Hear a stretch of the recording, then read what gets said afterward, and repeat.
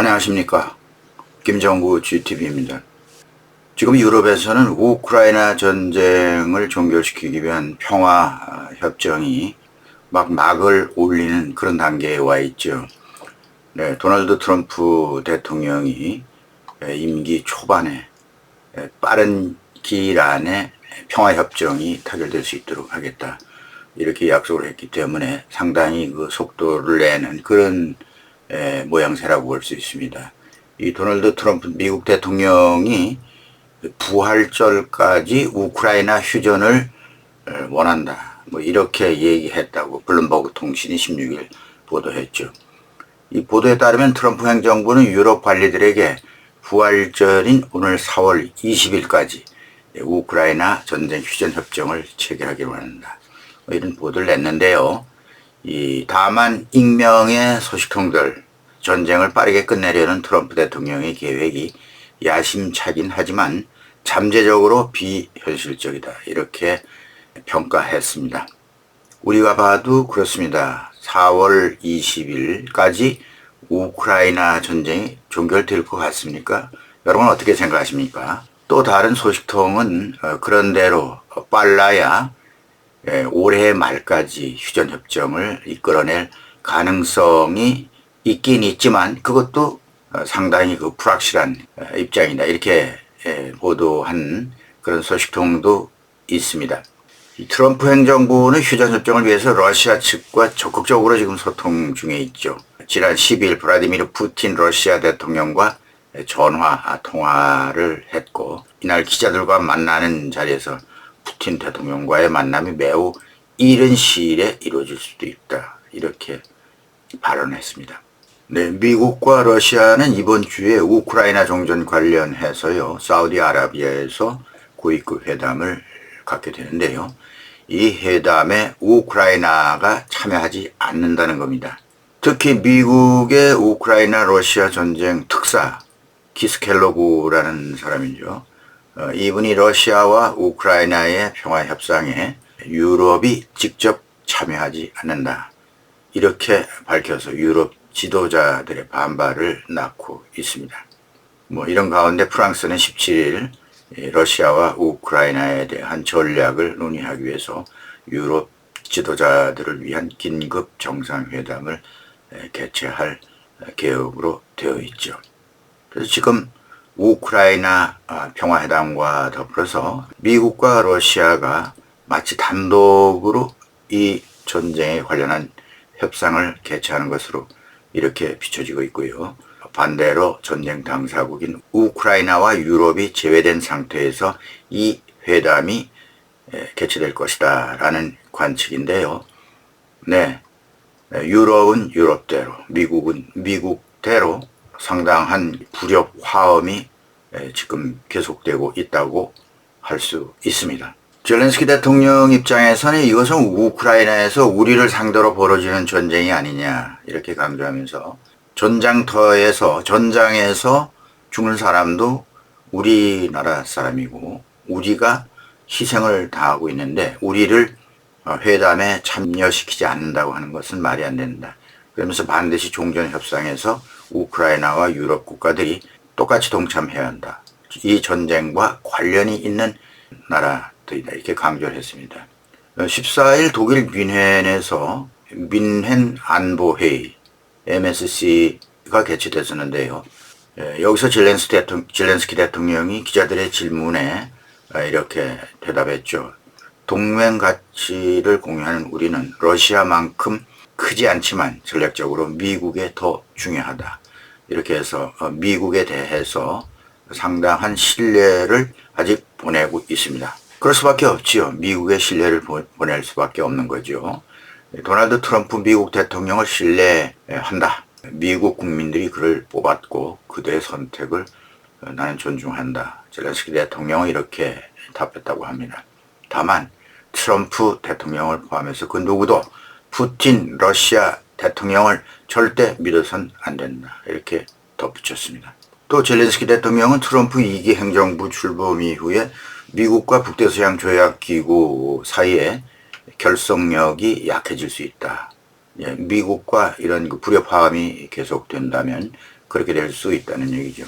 블라디미르 푸틴 러시아 대통령이 이 점을 지금 노려보고 있다. 그래서 젤렌스키 대통령, 특히 나토가 미국의 지원을 얻지 못하면 러시아는 올 여름께 폴란드 등을 침공할 수 있다. 이렇게 전망했습니다. 상당히 좀 극단적이라고 할까요? 그렇게 내다본다는 얘기죠. 이와 관련해서 젤렌스키 대통령, 러시아가 지금 벨라루스에서 약 15만 명 규모의 군사훈련을 계획하고 있다는 첩보를 우리 우크라이나 정보기관이 입수했다. 이렇게 밝혔습니다. 만약 이것이 현실화되면 2022년 우크라이나 침공 직전 벨라루스 국경 지역에서 진행됐던 러시아 군사훈련과 유사한 상황이 전개될 수도 있다. 이렇게 설명했습니다.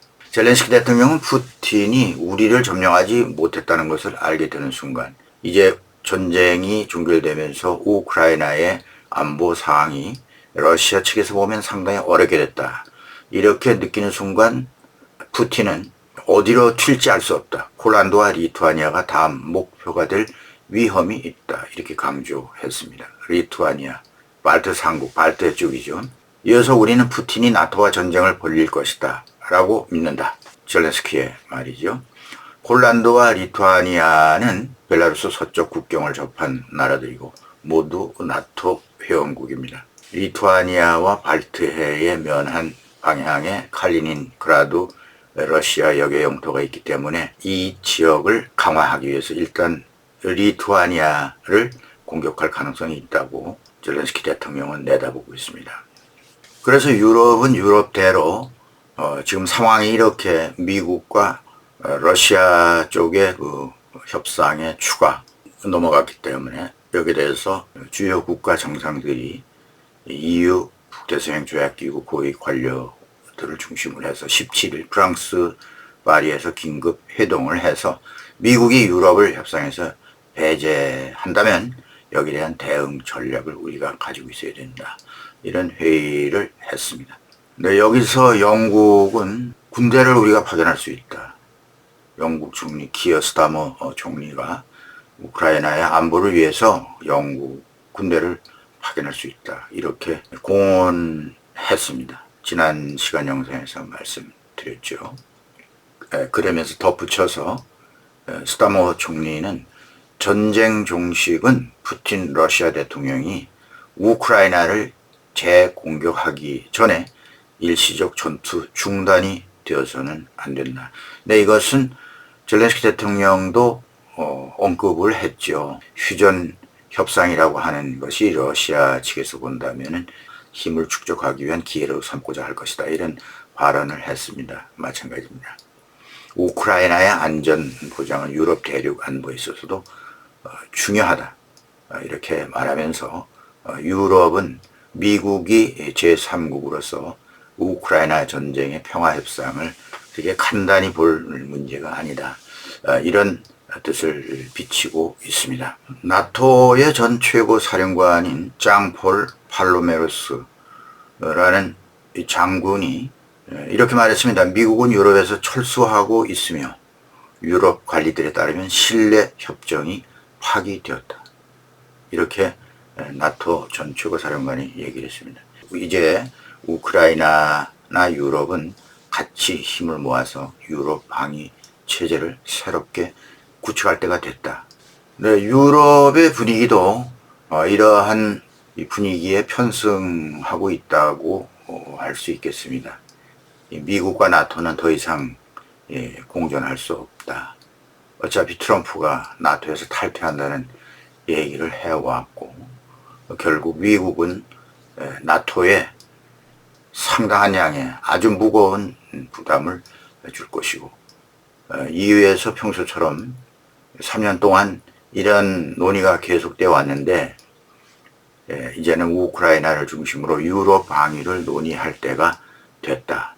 이렇게 얘기하는 사람이 많습니다. 왜 우크라이나를 중심으로 했냐면 우크라이나는 전투 경험이 3년 동안 있습니다. 희생과 더불어 전투 경험이 있습니다. 그것도 러시아 군과의 전투 경험. 유럽의 어느 나라가 이런 전투 경험을 가지고 있겠습니까? 유럽에서 가장 강력한 군대가 우크라이나 군대다. 그렇지 않으면 유럽은 러시아의 재침을 받고 유럽을 잊어버릴 가능성도 있다. 이런 분위기가 돌고 있다는 얘기죠. 유럽의 관리들은 트럼프가 발트해 연안과 관계해서 아마도 그쪽 방향에 미군이 배치되어 있는데 이 미군을 철수해라. 이런 요구를 협상의 조건으로 내세울 수도 있다는 얘기입니다. 또 그리고 경제적인 제재를 해제하라. 푸틴이 뭘 들고 나올지 알 수가 없는 것이고 트럼프는 전쟁을 중식시키기 위해서 푸틴의 그런 주장을 일방적으로 받아들이지 않겠지만은 그럴 가능성도 배제하지 못한다는 것이죠. 네, 앞으로 협상이 어떤 식으로 또 어떤 내용을 가지고 진척이 될지 알 수 없습니다만 상당히 긴박하게 우크라이나 전쟁을 종식시키기 위한 평화협상이 진행되고 있다라고 하는 것을 알 수가 있습니다. 네, 이 시간은 여기까지입니다.